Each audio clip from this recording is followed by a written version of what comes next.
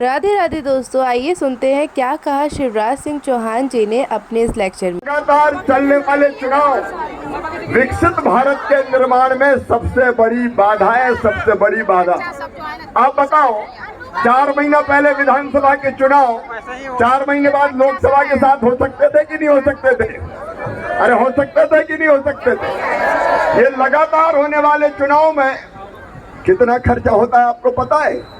4 लाख से 7 लाख करोड़ रुपया तक इन चुनाव में खर्चा होता है। और हमेशा माननीय प्रधानमंत्री जी हो, केंद्रीय मंत्री हो, विधायक हो, सांसद हो, कार्यकर्ता हो, चुनाव की तैयारी में लगे रहते हैं।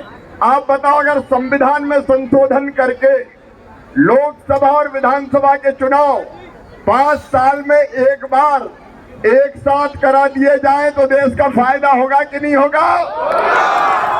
ये देश की प्रगति और विकास में लगातार होने वाले चुनाव बाधक है। और इसलिए हमारे प्रधानमंत्री श्रीमान नरेंद्र मोदी जी ने, भारतीय जनता पार्टी ने भी अपने संकल्प पत्र में कहा था, पैसा बचाओ, समय बचाओ, क्योंकि चुनाव होते हैं तो सारे काम ठप। सारे नेता चुनाव प्रचार में, अफसर चुनाव की व्यवस्था में, मास्टर वोटर लिस्ट बनाने में, आंगनबाड़ी कार्यकर्ता हो, आशा कार्यकर्ता हो, बाकी कर्मचारी हो, अपना काम छोड़ के केवल चुनाव ही कराते रहते हैं। इसलिए अब समय आ गया है नोएडा वालों कि संविधान में संशोधन हो और 5 साल में एक बार विधानसभा लोकसभा के चुनाव एक साथ हो।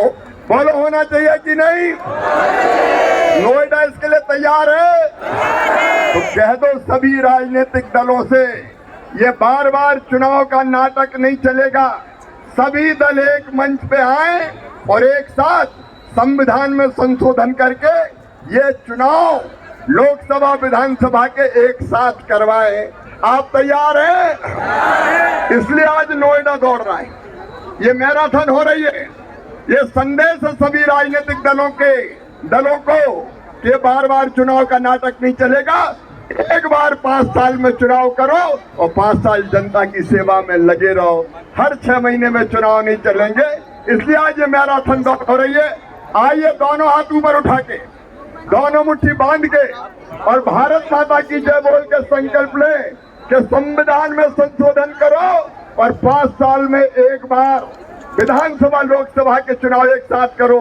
बोलिए भारत माता की, भारत माता की, भारत माता की। मैं नोएडा को प्रणाम करता हूँ। सवेरे 6 बजे इतनी बड़ी संख्या में आप इस उद्देश्य के लिए आए, बहुत बहुत धन्यवाद। प्रणाम, नमस्कार।